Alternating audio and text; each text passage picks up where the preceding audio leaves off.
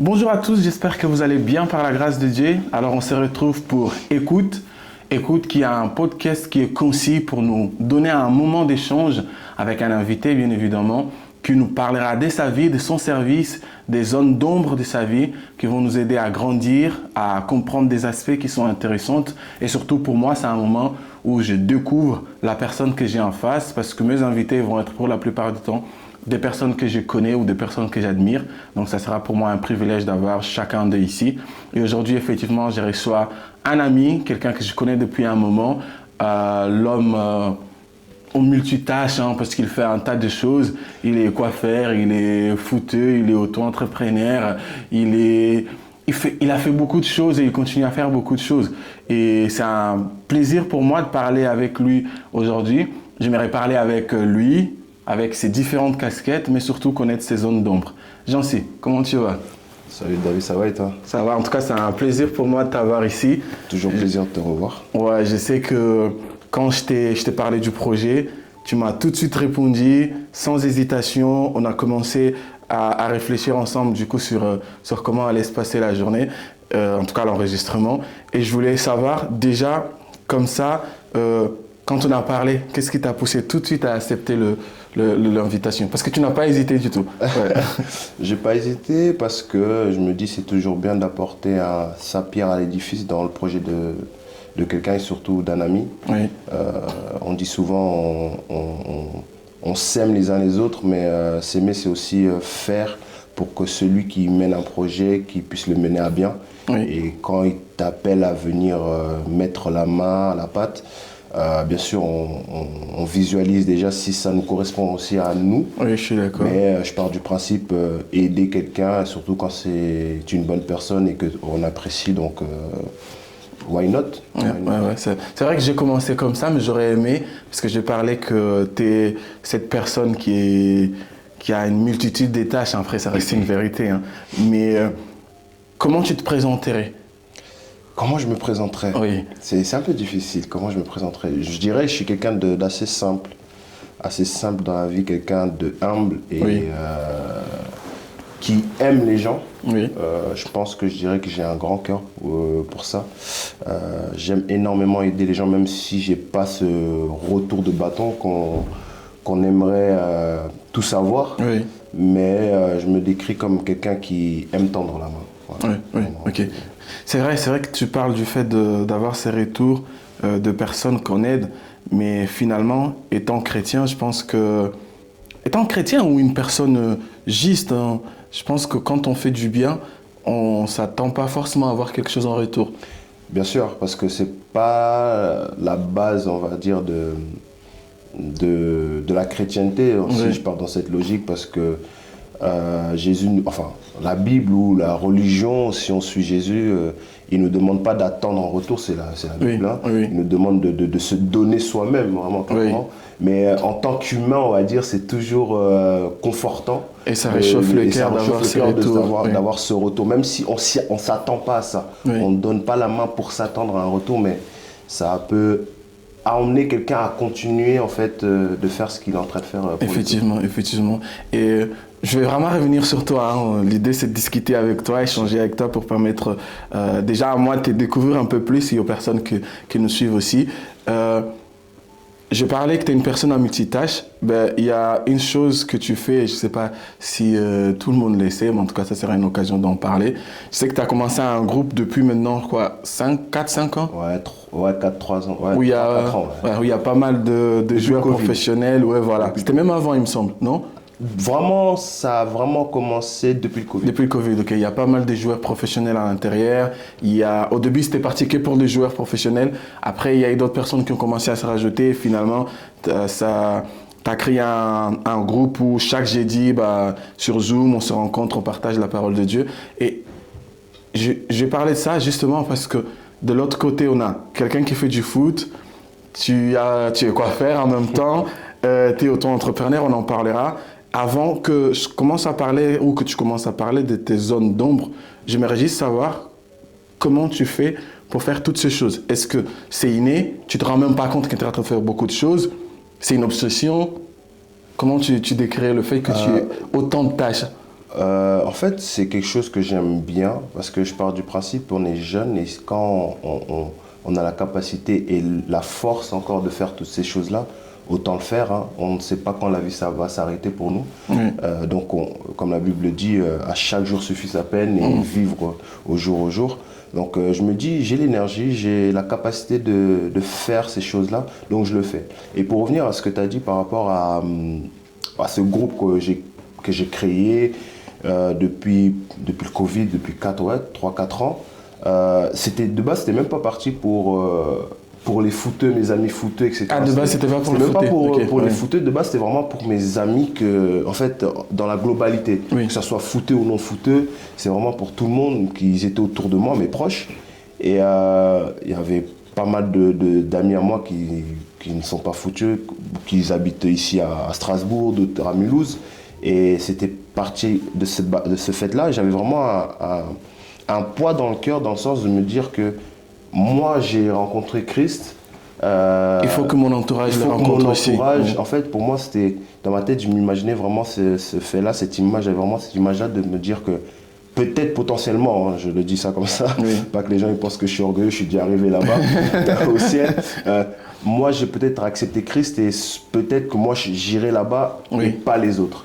Et j'avais vraiment ce point noir en moi et je me suis dit, Dieu m'a mis cette idée en tête de me dire, bah, tu sais parler, tu t'entends bien avec les gens, t'aimes aider, bah, aide de cette façon-là. Après, moi, je parlais de footeux parce que moi, quand tu m'as parlé justement de ça et que tu m'as invité à rejoindre le groupe, et déjà, merci parce que grâce à ça, je connais pas mal de personnes. Mais moi, quand je suis arrivé, bah, jusqu'à présent, c'est vrai que les filles d'autres personnes sont arrivées plus tard. Mais on a commencé par exemple, si ma mémoire est bonne, avec Yann, avec Joseph, je crois Thomas il est venu après, bon il y a certains noms, voilà. Mais toutes ces personnes, c'était des footés. Exactement. Tu vois, et donc dis-toi, pour te dire la vérité, moi quand je me connectais les soirs, bah, je disais à Grace, attends, je vais voir le footé. Je disais pas que je savais prénom parce qu'il y avait que des joueurs de foot. Bah après, c'est normal parce que j'ai grandi dans ce milieu-là. J'ai été formé au centre de formation à Metz. Et du coup, on avait cette facilité, j'avais cette facilité, on va dire, d'interagir avec ce milieu-là. Mes gars, comme je les appelle, mes frères. Yann, on s'est connus de différentes façons. Maxence, je l'ai connu via les terrains aussi, via les autres. Du coup, Joseph aussi via les autres, Thomas aussi. Donc vraiment, j'ai grandi dans ce milieu-là qui a fait qu'on a pu se rapprocher et qui correspondait du coup à cette vision que Dieu m'a mis à cœur. Dans le sens de créer un groupe pour pouvoir partager la parole dans le milieu que moi je vis. Ce milieu où c'est des fois très mauvais, très perfide, où on vit des choses vraiment, on va dire, qui ne sont pas de l'ordre de la conception de Dieu. Et du coup, je me suis dit, bah, c'est le moment de toucher dans ce milieu-là. Et surtout pour eux, je pense qu'ils n'ont pas souvent je ne dirais pas le temps qu'il faut, mais qui n'ont pas le même emploi de temps qu'une personne lambda, par exemple, qui peut se permettre d'aller tous les dimanches à l'église, parce que parfois ils ont match le week-end, ils ont prépa, ils ont ci, ils ont ça. Donc je comprends. Mais je m'aimerais vraiment maintenant revenir sur t'es auto-entrepreneur. Une entreprise qui marche super bien. On mettra la vidéo à la fin, j'espère que tu l'as ramenée. Jamais. Et je voulais savoir, en fait c'est à partir de maintenant je pense qu'on va commencer. J'aimerais déjà que tu présentes le concept de ton entreprise et juste après on va parler justement de ces zones d'ombre pour finalement revenir à la lumière. Ok, sur l'entreprise que j'ai eu à cœur de monter, c'est une entreprise événementielle. En fait, j'avais eu l'idée depuis un certain moment. Ma mère, elle a commencé ses affaires en tant que traiteur. Elle cuisine pour des mariages français, angolais, congolais. Elle fait des plats variés. Et je me suis dit à un moment donné... Et toujours en activité Toujours en activité. Voilà, toujours en activité. Et je me suis dit vraiment...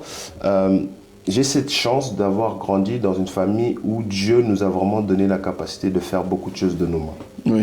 Que ce soit mon petit frère, big up à lui, Lui, il est designer, il a fait ses études dans le design. Il crée ses propres habits, il n'achète plus d'habits. Hein, c'est Lafayette. Voilà, c'est un mec qui va créer ses propres habits, créer ses propres costumes. Ma sœur qui a la capacité de coiffer, faire des tresses, tout ça. Voilà. On a vraiment cette habilité d'utiliser nos mains pour créer.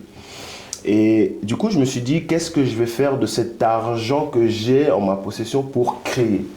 Donc, Dieu m'a mis à cœur d'ouvrir cette entreprise événementielle que j'ai nommée Alpha Life Events.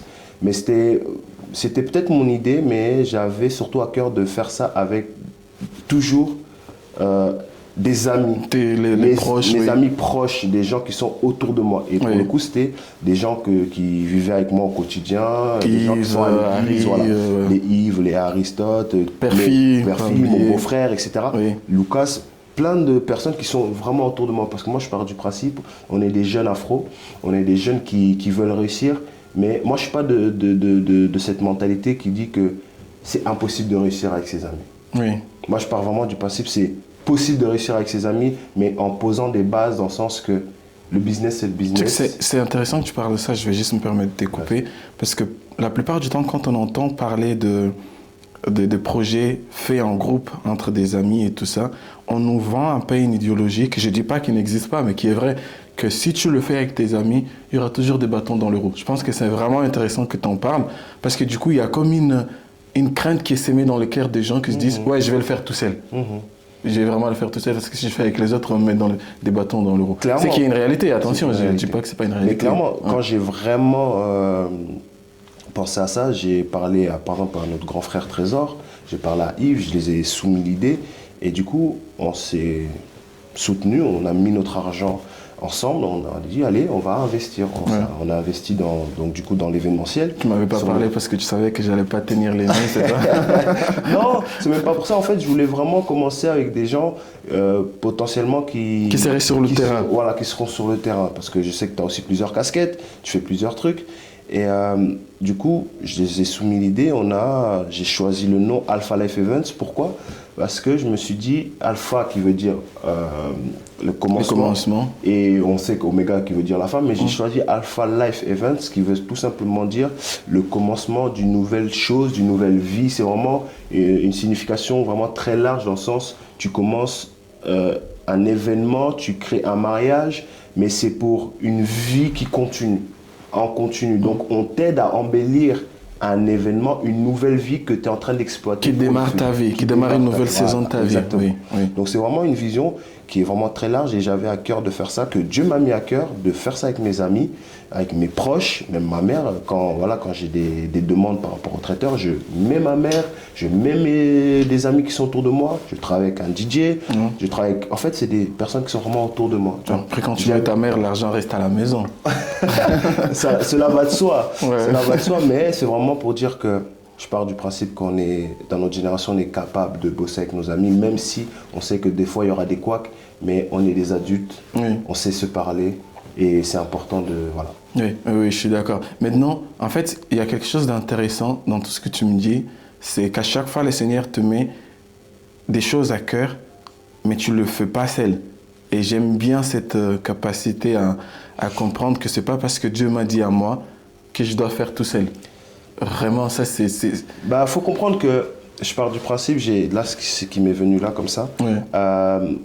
Tu me poses cette question, mais elle est très importante. Pourquoi? Parce que si on comprend un peu la Bible, même Jésus lui-même, il n'a pas marché seul. Tu vois, t'as beau vouloir faire plein de choses, forcément, tu es à l'initiative des choses, mais tu auras toujours besoin de certaines personnes autour de toi pour propulser, promulguer, promouvoir ton truc. Donc, pourquoi pas le faire avec des gens que tu aimes, des gens que tu apprécies. Et l'apôtre Paul, par exemple, il a eu besoin de quasiment 53 personnes pour que son ministère puisse aller encore plus haut. Donc, même si derrière, ces personnes ne vont pas être tous mentionnées mais avoir le même statut que lui. Mais lui, il sait. Mais lui, il est conscient. Il est conscient que derrière tout ça, ce n'est pas seulement lui et lui. Il y a d'autres personnes. C'est vrai. Maintenant que tu parles de ça, voilà, on entre dans le vif du sujet. On parle de tes zones d'ombre. Je te coupe. Vas-y, coupe-moi. Donc, tous ceux qui aimeraient nous contacter pour tout ce qui est événementiel, pour mariage, fiançailles, anniversaire, voilà. Notre groupe, enfin, l'équipe s'appelle Alpha Life Events. On est sur Insta, sur Snap, on est partout. Donc, à ce moment même, vous allez voir l'Insta qui passe ici, voilà. Et je mettrai ça aussi dans la description, voilà. C'est un bon concept, ouais. La dernière fois, tu m'as fait travailler à l'anniversaire de Goldie gratuitement. Ouais, maintenant, rentrons dans tes zones d'ombre. Pourquoi je dis ça? Parce que je connais ton histoire, je sais que tu es l'aîné de ta famille. Et déjà, rien que par ça, je pense que tu aurais 1 million de choses à me dire par rapport à des zones d'ombre.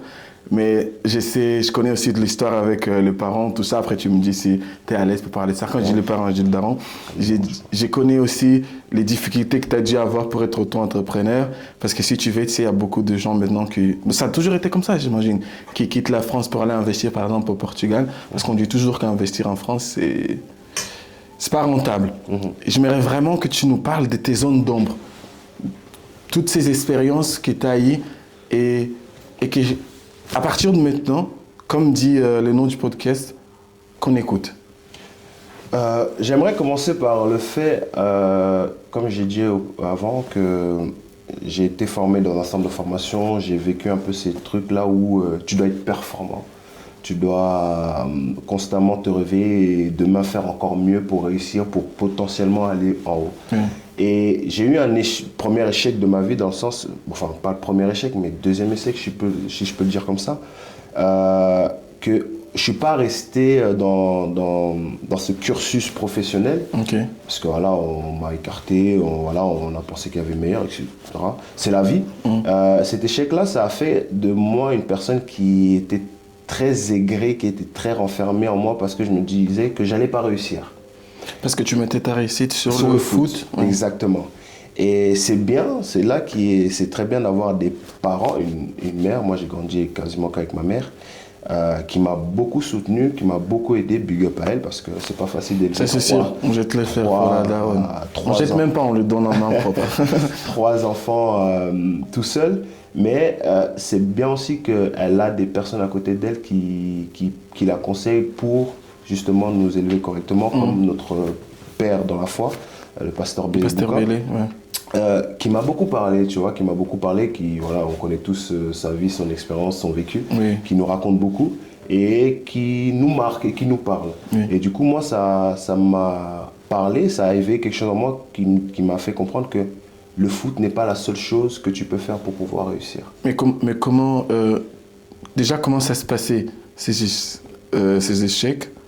Et comment tu les as vécus? Je les ai vécus très mal parce que, en fait, quand on est dans un centre de formation, on ne nous dit pas forcément, quand tu sors de là, on ne nous met pas forcément dans les choses qui peuvent nous aider à changer peut-être de cursus, à nous reconvertir, à faire quelque chose. En fait, on vous forme uniquement pour le foot. Pour le foot. Oui. Tu vois, et du coup, nous, on vit pour ça. Oui. On est constamment dedans, on vit que pour ça et du coup, on se dit que je ne peux plus rien faire derrière. Mais dès lors, j'ai compris que, en fait, j'ai énormément de capacités que Dieu m'a données. Donc, ces capacités-là, je vais en faire quelque chose. Premièrement, je sais que je savais coiffer. Je suis coiffeur aussi, je suis diplômé en coiffure. J'ai passé mon CAP, mon brevet professionnel. Et du coup, j'ai fait tout ça et je me suis dit, voilà. Première réussite dans ma vie, Mais attends, là tu vas trop vite, là tu es déjà arrivé à la réussite. On va arriver là, t'inquiète, je sais qu'il y a des réussites à raconter. Moi je vais pour l'instant vraiment m'arrêter sur le fait, tu es un jeune homme qui est dans un centre de formation. Au moment où tu comprends que là, soit à l'intérieur ou en sortant, c'est peut-être pas ce que j'ai projeté. Comment ça arrive? Vraiment, à quel moment est-ce que tu te dis, là c'est mort? Et comment tu réagis vraiment? J'aimerais que tu mettes 2 mots sur les émotions et tout ça. Je ne te cache pas que j'ai pleuré. Parce que je ne voulais pas reprendre l'école. Je ne voulais pas reprendre tout ça, le cursus scolaire et tout. Je ne voulais vraiment pas. Parce que pour nous, quand on sort de là, notre vie, elle est axée, elle est ciblée sur le foot. Tu vois? Et j'ai beaucoup pleuré. J'ai parlé avec le pasteur et tout, qui m'a beaucoup aidé, qui m'a beaucoup conseillé. Mais c'était difficile, tu vois. C'était difficile. Et du coup, j'étais un peu dans un trou noir, tu vois. Je savais pas vraiment ce que je voulais faire. Et je me suis dit, bon, allez, on va se relever, on va sortir la tête de l'eau parce que ma mère, elle me voyait là.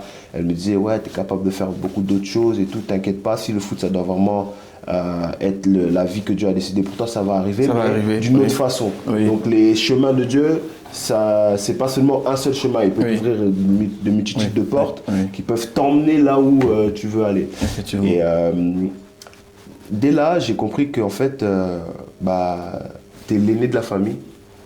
Donc si toi, tu ne te lèves pas, ceux qui sont derrière toi, comment ils vont avoir... Tu les envoies déjà un message. Un message. Il faut que moi, du coup, je leur envoie un message fort que je suis capable de me relever même face à ces petits échecs.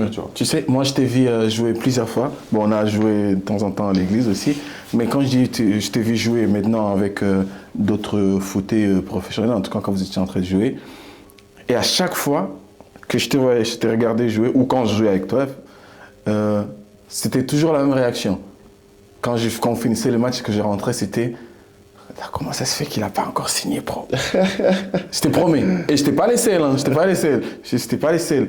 On a une blague qu'on fait, je pense pas que je dois le dire ici, avec Perfi et tout ça, ou avec Dan, où on te disait parfois « Allez, Jancy, il faut toucher à un truc. Allez, sacrifie-toi pour la famille. » Tu vois, tout ça, c'est parce qu'en fait, on te regardait et on se disait « Mais non, mais qu'est-ce qu'il me raconte ?» Et il a du talent.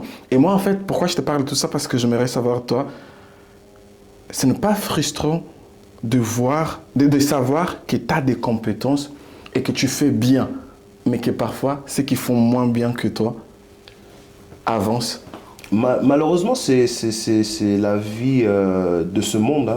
Hein. Comment tu l'as vécu, toi? Comment je l'ai vécu? Parce que moi, j'ai regardé quelques matchs à toi, j'ai vu des mecs nuls. Hein. Je l'ai vécu... Mais bien sûr, ça m'a frustré. Bien sûr, c'est quelque chose que tu n'acceptes pas forcément. Oui. Parce que, en fait, le regard que toi, tu as, c'est pas forcément le regard des coachs. Tu vois, le coach peut avoir un autre regard que j'accepte totalement.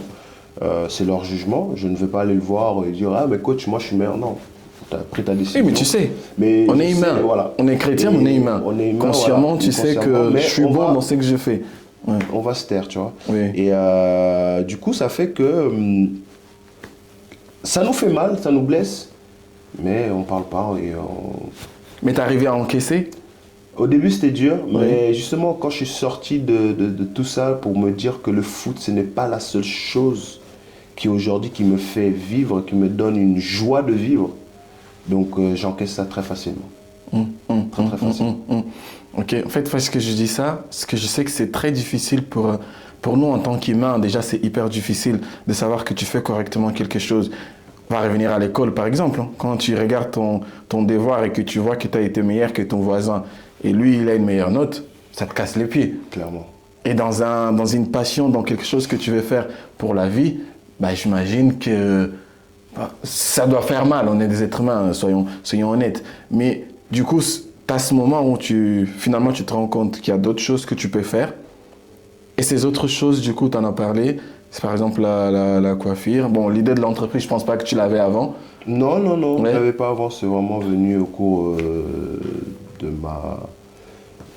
mes expériences et de me dire que je vais entreprendre. Oui. Est-ce qu'après ces épisodes-là avec le foot, il y a eu d'autres zones d'ombre maintenant?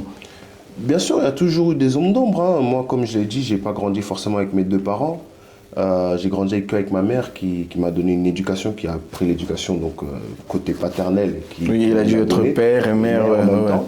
Et du coup, il y a ce côté de zone d'ombre que tu te dis que tu n'as pas eu ce côté paternel du père venant de lui qui revenait souvent, tu vois, qui te martèle dans la tête, qui te dit vu que lui n'est pas là, donc tu vas pas forcément réussir parce qu'il ne t'a pas donné ces petits billes-là, ces petits échantillons. En fait, tu n'as pas eu de père, tu as l'impression que tu n'as pas de repère. Voilà, tu n'as pas de repère, mais gloire à Dieu, j'ai vraiment eu une mère qui m'a donné ces repères-là. Mais tu vois, chacun a son rôle. Chacun a son rôle. Chacun a son rôle, il faut dire ce qui est, chacun a son rôle.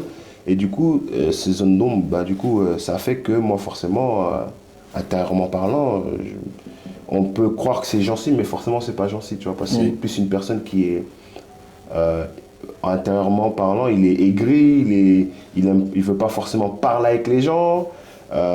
Donc je m'énervais. Est-ce qu'il y a des moments, par énormément exemple, comme pour le foot, où tu as senti que si ton père était là, ça aurait été différent? Parce Bien que sûr. je vais juste revenir à temps. Moi, depuis que j'ai quitté la maison des parents, tu as des moments comme ça dans la vie où ça n'a rien à voir avec les parents. Vraiment en mode j'ai raté un train ou sinon, je sais pas, il y a un truc bizarre qui m'arrive et je me pose, je commence à me dire ah, si ma mère était là, si mon père était là, ça aurait été différent. Attention, mes parents, ils sont encore en vie. Mais quand je dis qu'ils étaient là, sur le coup, est-ce que tu as eu des moments où tu te dis, surtout pour le foot, si mon père était là, Bien ça aurait sûr. été différent? Bien sûr, parce que je me dis que un père ou une mère, hein, ma mère, elle venait de temps en temps quand elle pouvait parce qu'elle travaillait aussi. Je me dis que un père, parce que lui, c'est lui qui faisait du foot, ma mère, elle faisait plus du basket, tu vois. Quelqu'un qui reprend le sport d'un parent, tu vois, forcément, c'est qu'il s'inspire de celui De son père, de oui. son père. Tu vois, par exemple, moi, je m'inspirais de mon père pour le foot. Donc, j'aurais aimé que, dans un certain sens, quand je suis en train de jouer, j'ai ce petit bruit de fond où on dit « Vas-y, Jancy !» Oui, oui. Vas-y, mon fils !» Parce que finalement, c'est quelque chose qui vous unit, le foot. Exactement. Oui. C'est quelque chose qui nous unit, mais c'est quelque chose qui est de très encourageant pour les enfants. Oui. On ne s'en rend pas compte, mais nous, étant enfants, quand on joue, nous encourager, ça nous donne l'envie de faire encore plus. Oui, Tu c'est vois. vrai. Pas forcément pour nous, pour notre bien à nous, pour notre futur, mais pour dire que oui, tu es là, tu es en train de m'encourager, mais je suis en train de le faire surtout aussi pour toi, pour te rendre honneur. Et même pour la construction émotionnelle de la personne, il faut le dire. Oui. Exactement. Et j'aurais aimé, bien sûr, que mon père puisse être là et tout, et m'encourager. Mais aujourd'hui, c'était un vrai point noir. Mais aujourd'hui, je me dis, Dieu merci, on a, comme je l'ai dit encore, je parle de Pasteur Bellé, on a eu cette personne qui n'a pas grandi avec ses parents.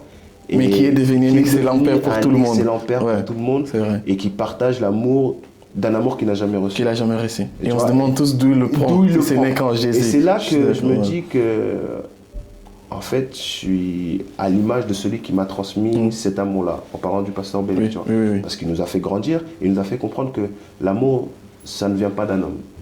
L'amour vient du véritable Père que lui, il a reçu. Tu vois. Donc du coup, ça fait que aujourd'hui, ce point noir de ma vie, en vrai, c'est une force. Tu vois, parce qu'avant, par exemple, quand je jouais au foot, moi, ma mère m'a toujours dit, mon père, quand il joue au foot, c'était quelqu'un de très colérique, tu vois.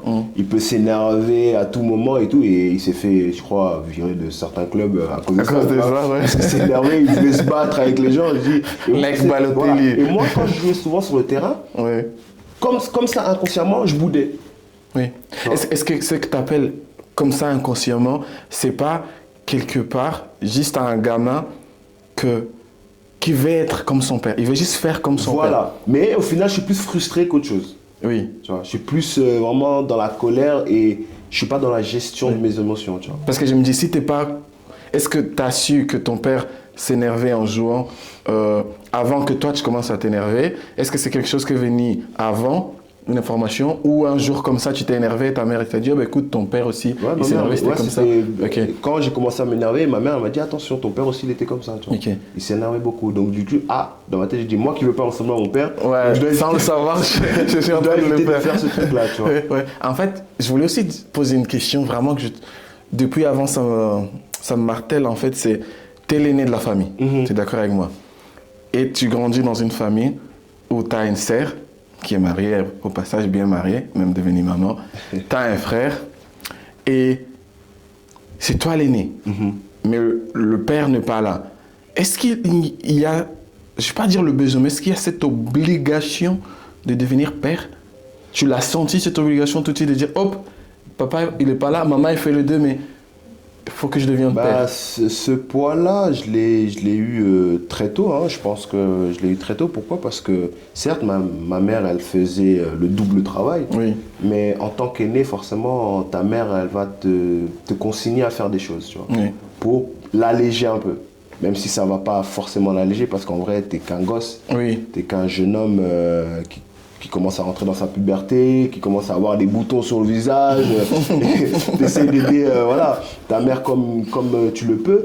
Mais oui, c'est un poids et je me dis ça a été un bon poids parce que ça m'a rendu mature un peu plus tôt que prévu, mais sans pour autant être mature et dire que je suis au-dessus des gens. Tu vois. Mais c'est rendre mature pour savoir faire les bonnes choses pour ta vie et non seulement pour la tienne, mais pour ceux qui te suivent derrière.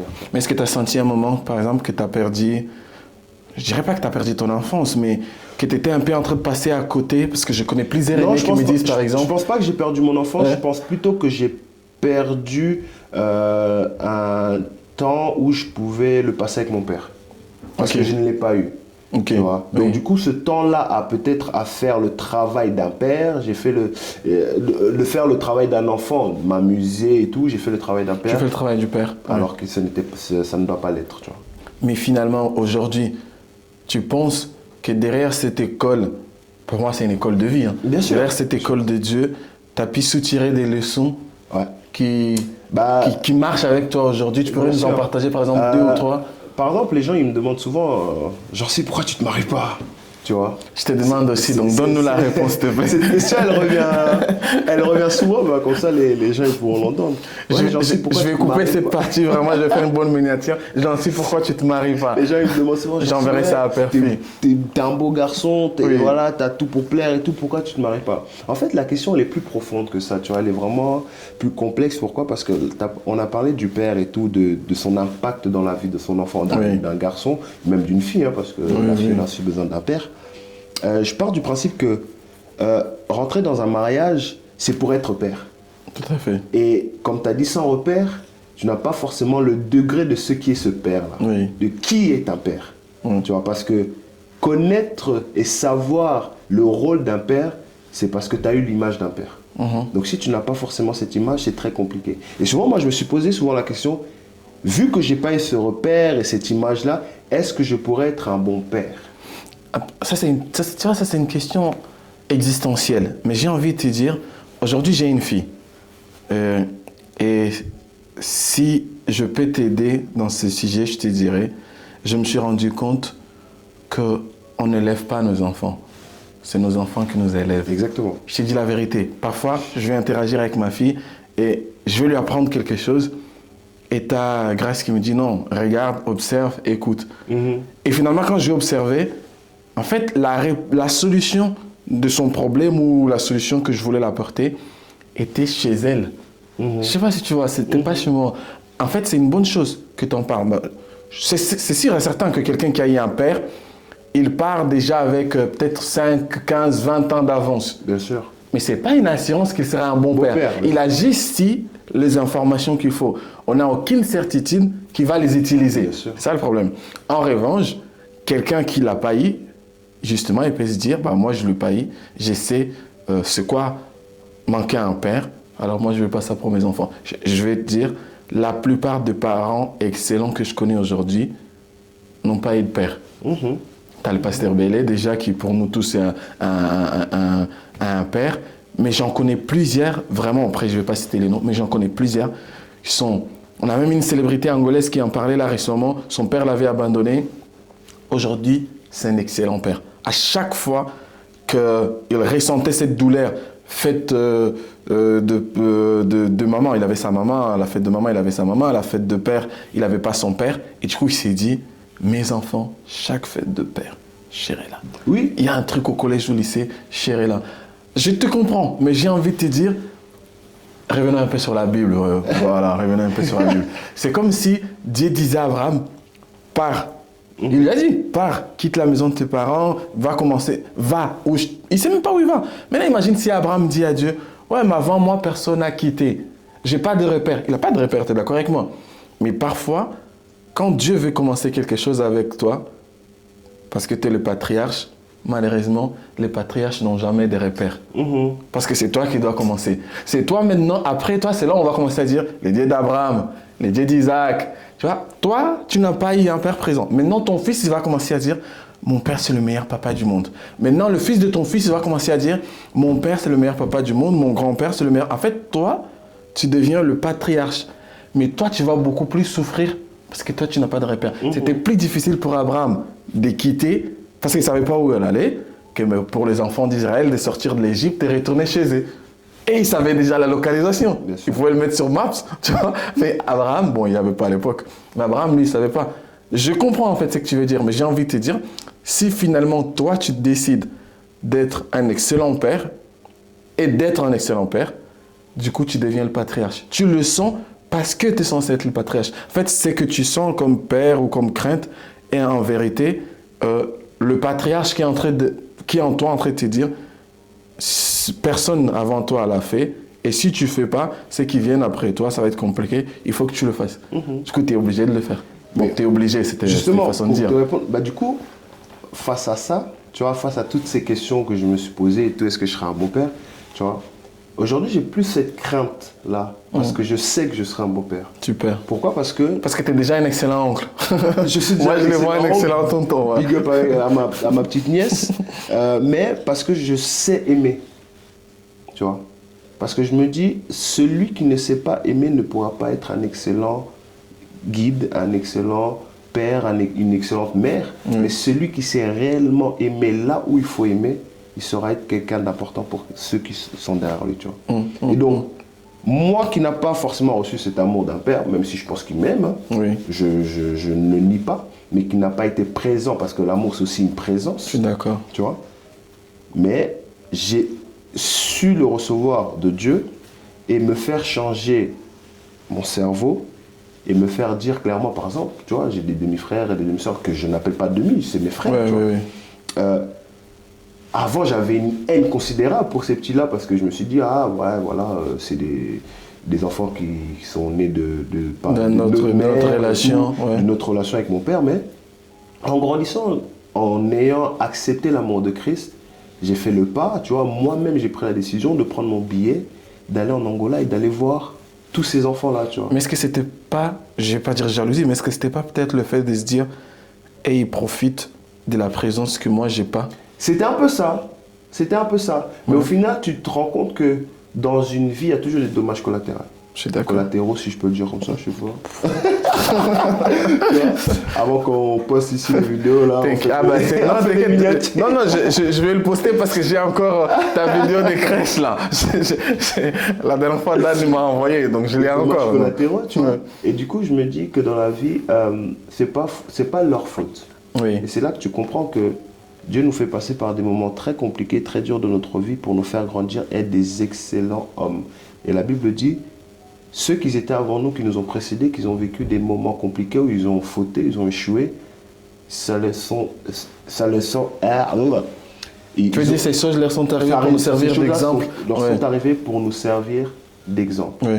Et du coup, ça me sert d'exemple dans le sens qu'avec ce que j'ai vécu avec mon père, pour être meilleur ce que lui il a été. Tu vois. Super. Parce que je me dis, je ne suis pas lui. Oui. Je serai meilleur que lui. Et est-ce que la démarche d'aller vers tes frères, faire ces déplacements, parce que tu l'as fait en plus, ces déplacements jusqu'en Angola, payer et l'accueil que j'ai reçu, franchement, j'étais choqué.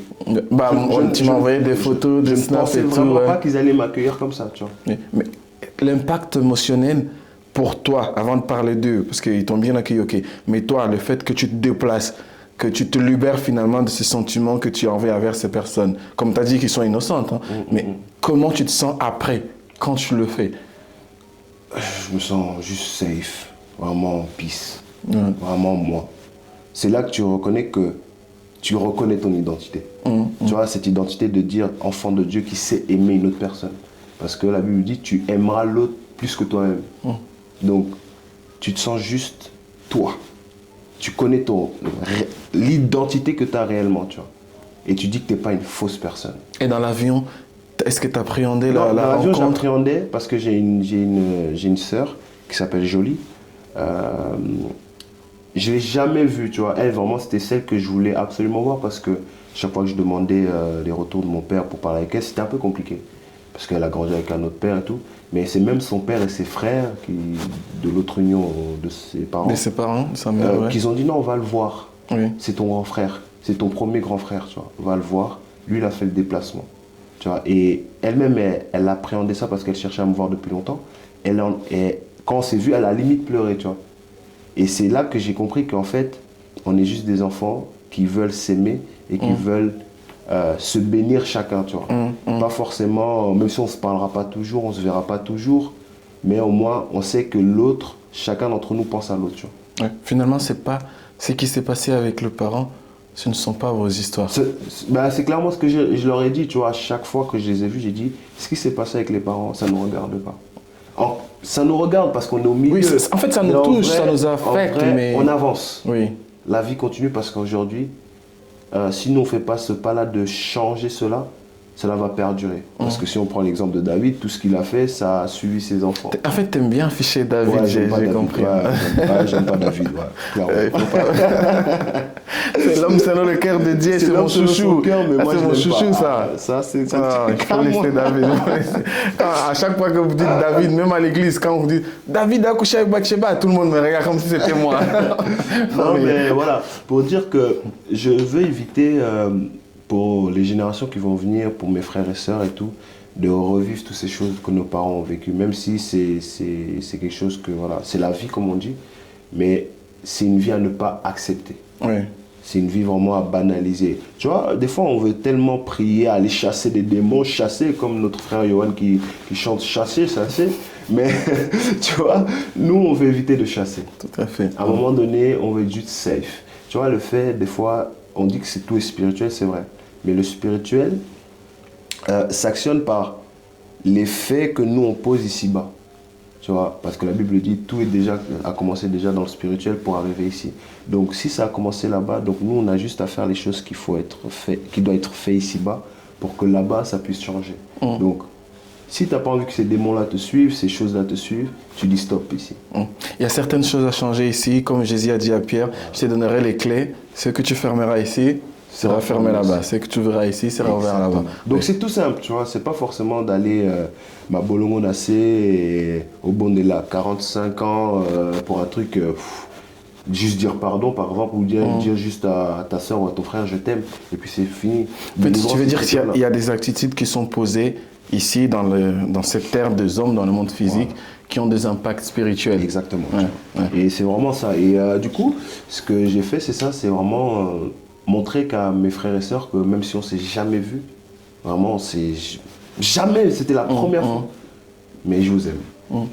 Et quand tu rentres, du coup, tu vois ta mère, tu vois ta sœur, tu vois ton frère, quelque chose avait changé, parce que finalement, tu savais déjà que tu avais d'autres frères, mais maintenant, quand tu rentres, tu vois ta sœur et ton frère, tu es conscient, tu es plus que conscient que vous êtes plus que 3. Est-ce qu'il y a quelque chose qui change? Ben non, j'étais déjà conscient qu'on était plus que 3 en vrai. En fait, j'ai envie de dire conscient de sorte, cette fois-ci, tu les avais vus, tes frères. Tu vois? Avant, tu étais conscient, mais... En fait, j'ai pu mettre des visages sur des noms. Oui. Tu vois, c'est ça la différence. C'est pas des noms sur le visage? Voilà. Ouais, je vais garder ça. Je vais garder des noms sur les visages. Ouais, t'inquiète. Ouais, c'est ça. J'ai pu mettre des noms sur les visages parce que, en fait, voilà, j'avais juste les prénoms, tu vois, des septis et des septites. Mais j'ai jamais vu en image. En plus, il y a un truc cool que tu as fait aussi, c'est que tu as vu ta grand-mère. Ouais, je suis retourné voir ma grand-mère que je n'avais pas vue depuis 24 ans de ma vie, depuis que je suis en Europe. Et ouais, je l'ai revue, j'ai revu les frères à ma mère, mes cousins et tout. C'était vraiment un retrouvaille absolu, tu vois, c'était vraiment fantastique. Et le changement quand je suis revenu ici, tu connais quand on va au bled, oh, fais attention, pour les bandates, tu vois. Moi, personnellement, j'avais pas peur, tu vois. Parce que je me suis dit, s'il fallait la coufina, tu vois, c'est la vie. Au moins, j'aurais laissé une vraie trace. C'était vraiment quelque chose qui t'était né à cœur. Ouais, c'était une trace pour moi qui était indélébile. Tu vois, pour moi, ça... Certes, moi, je serais parti, mais l'acte que j'ai posé, franchement, c'est quelque chose de... En fait, beaucoup ne n'oseraient pas. Pour moi, je te l'ai dit en plus sur Snap quand on discutait, quand tu étais au bled, je t'ai dit, pour moi, tu as vraiment agi comme un père. Parce que c'est le père qui va chercher ses enfants et qui les rassemble. Exactement. Et beaucoup de mes potes me disaient sur Snap, genre, tu sais que ce que tu as fait, moi, je n'oserais pas le faire. Même un pote à moi que je connais beaucoup, il m'a écrit, il m'a dit, genre, j'aimerais tellement faire ça, mais j'arrive pas à trouver le courage. J'ai dit, bah, c'est juste pose l'acte. Et tu verras ce qui en découle. Si les gens t'accueillent convenablement, gloire à Dieu. Si les gens ne t'accueillent pas convenablement, gloire à Dieu. Voilà. Puis c'est tout avance. Au moins, tu sauras ce qu'il en est. Ce qu'il en est clairement de ces gens-là. Si tu apprécies, même si tu n'apprécies pas, Dieu t'a vu Il a vu l'acte que tu as fait, les gestes que tu as fait. Le geste, et voilà, moi j'avance. Moi, ce que j'ai fait, même mon oncle qui m'accompagnait concrètement voir les gens, il me disait, Jancy, c'est exceptionnel ce que tu es en train de faire. Tu vois. C'est super que tu dises, moi j'avance. Parce que maintenant on arrive là où tu voulais, tout à l'heure, tu voulais déjà sauter les étapes et dire, mais là tu dis, moi j'avance. Maintenant, tu avances tes zones d'ombre que tu m'as partagées, voilà, tu avances.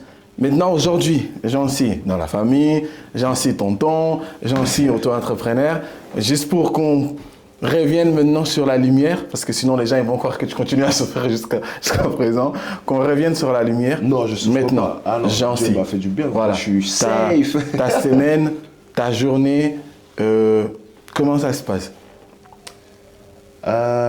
Ma semaine, ma journée, très simple. Hein, je bosse sur mon ordi. Tu connais, on prépare les éventuels événements qu'on a dans le mois ou qu'on n'a pas du tout. Hein, mais je cherche toujours à faire d'autres choses, à prévoir d'autres choses. Je lis ma Bible. Les jeudis, on partage les Zooms. Et donc, du coup, je prépare ça aussi. Sinon, je vais à l'entraînement, tout simplement. Foot et le week-end match. Et ouais, c'est un peu de tout, tu vois. Foot, événements, maison. Et je sors rarement. Je suis vraiment plus à la maison, à travailler sur mon ordi. Et parler au téléphone avec mes amis de temps en temps et conseiller des gens qui ont besoin de conseils. Et là, récemment, je parlais avec une amie qui avait besoin de conseils sur les événements, comment s'investir et tout, etc. Donc c'est un peu ce que je fais et ça me fait du bien, tu vois, ou bien même parler à ces personnes qui ont besoin de découvrir Dieu, qui me posent beaucoup de questions. J'ai beaucoup d'amis à moi, je les aide dans la prière et tout. Donc voilà, c'est vraiment ce truc que je t'avais dit, tendre la main sans forcément attendre quelque chose en retour. Oui. Mais c'est vraiment, voilà, c'est ma vie, tu vois, j'ai cette capacité à aider, même si des fois on me dit que j'abuse et tout, et j'essaye de temps en temps, bien sûr, de penser à moi, tu vois. Des fois, franchement, je fais des journées où je parle à personne, tu vois. Je sors dehors. Il y a un truc que tu m'avais dit une fois de faire, et c'était une fois, tu m'as dit, j'étais au cinéma. Je dis, t'étais avec qui? Tu m'as dit, tout seul. Moi, je dis, mais qu'est-ce qu'il me raconte? Et je l'ai essayé une fois. Là, récemment, j'ai compris, je dis, mais il a raison. Clairement, là, je suis allé voir le film Munganga. Oui. Je suis allé tout seul. Ah oui, mais non, moi, vraiment, c'est ma vie, tu vois. Quand j'ai besoin d'être moi, avec moi-même, en paix, réfléchir, hein, ça te permet vraiment de réfléchir, de poser certaines bases sur ta vie. Je vais dehors, je me pose sur une terrasse. Les gens disent, oh, quelle terrasse, qu'on met la bière? Oh, je prends mon Monaco, hein. Je suis pas hypocrite, hein. Monaco, c'est quoi, 1,2% d'alcool. Tu vois, je prends mon Monaco, on a mis une et la zone, et voilà. Cette partie, je vais couper, je vais envoyer à Evans. Tranquille, tu vois. Je me pose, je bois et je réfléchis à ma vie, tu vois. Mais je ne bois pas, bien sûr, pour aller me saouler la gueule et oublier mes soucis. Oui. Tu vois, non, c'est pas ça, c'est juste vraiment prendre du temps. Puis toi, t'es un appréciateur du vin. Toi et Lucas. On aime bien le vin, c'est vrai. Toi et Lucas, on aime bien le vin de temps en temps, tu vois, mais sans pour autant aller dans l'excès. Et je fais ces trucs-là pour vraiment me reconnecter avec moi-même. C'est très important parce que souvent, on fait tellement de choses dans la vie et on ne prend pas assez de temps pour soi-même. Oui. C'est vraiment très très important. Et moi, c'est ce que je fais. Je sors, je marche. Même des fois, les gens me disent, mais tu marches tout seul. Oui, je marche tout seul. Je prends mon petit bag là, mon petit sac là, je vais dehors, j'ai mon ordi, j'ai mon livre et je m'assois quelque part et je lis, je bois mon petit truc et je rentre chez moi et le lendemain, boulot, rebelote, mais j'ai pris une journée pour moi, tu vois. Ok. Alors, vraiment merci beaucoup pour ce temps d'échange, de partage. J'ai beaucoup été fortifié et je pense que toutes les personnes qui nous ont suivis aussi. J'ai une toute dernière question à te faire, c'est Jancy. Pour quand le mariage?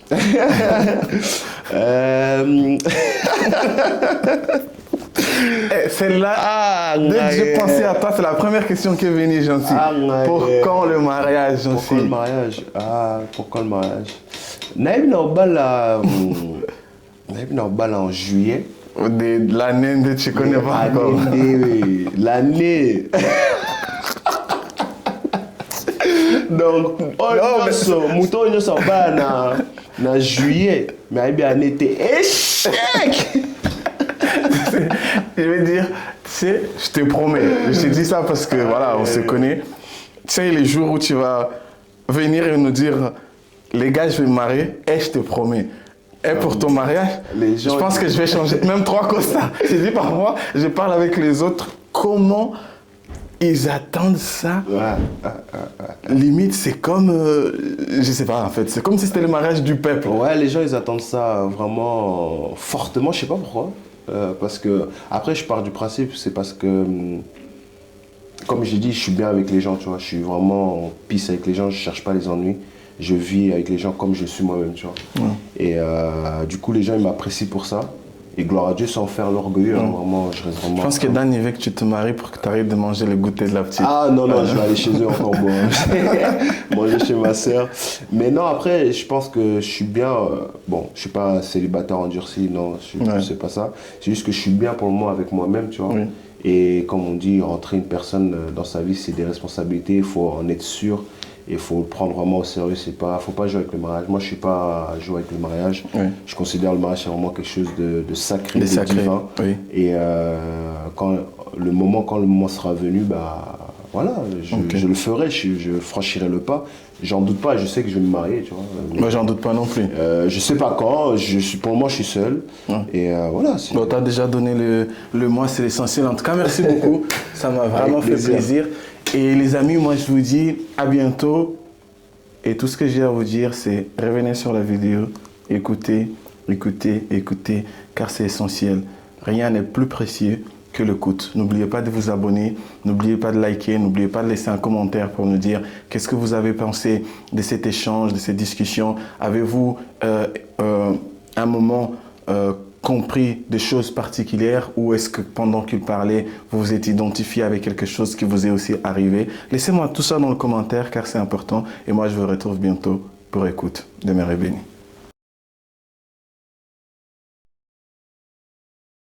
Alpha Life Events, qui veut tout simplement dire une nouvelle étape dans vos événements. Tu cherches du renouveau par rapport à tes événements, contactez-nous. On a plein de choses à vous fournir. Des chaises en location, des tables, plein de choses, des matériaux qui vont vous servir à embellir vos soirées. Alpha Life Events est là pour vous. Contactez-nous.